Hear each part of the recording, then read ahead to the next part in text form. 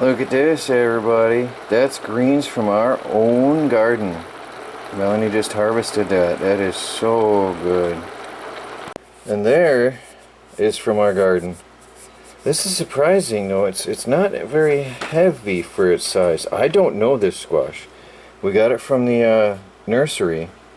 I'm not familiar with this one. I've never had such a one before. It's not as heavy as you would expect, but that looked ready to harvest.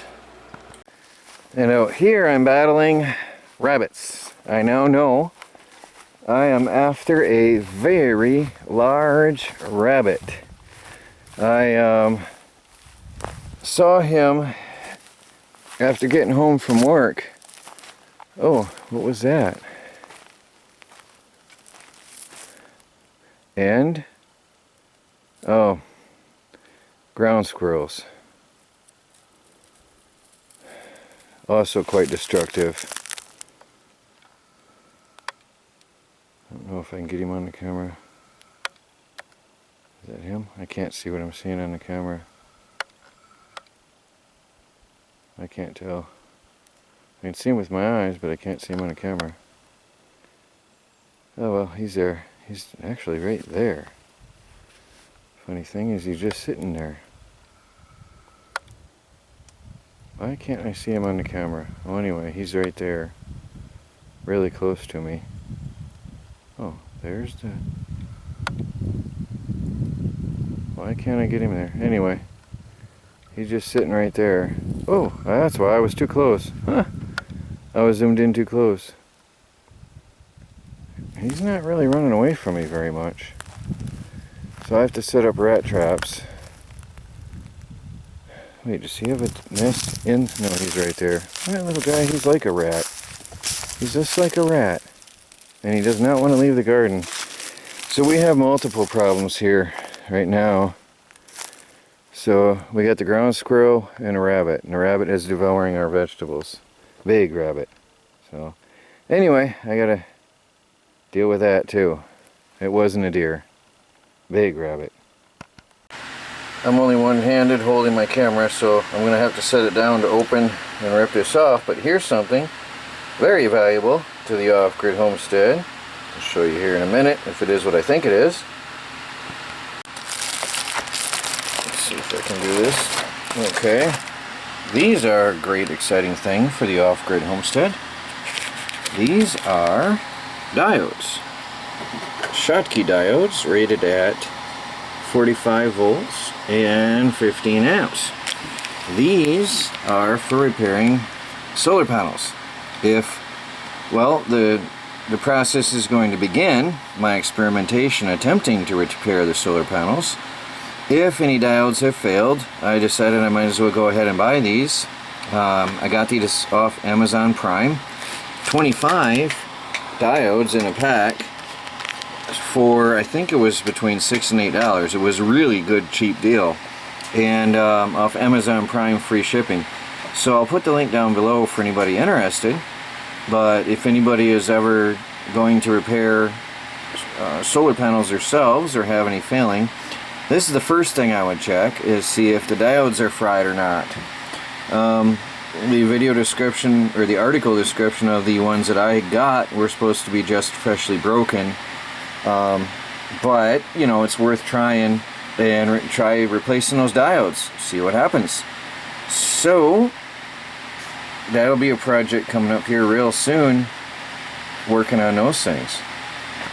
Look at this, guys. This is my lunch today. Except for the avocado and the meat. This is all from our garden. Oh, it's so good.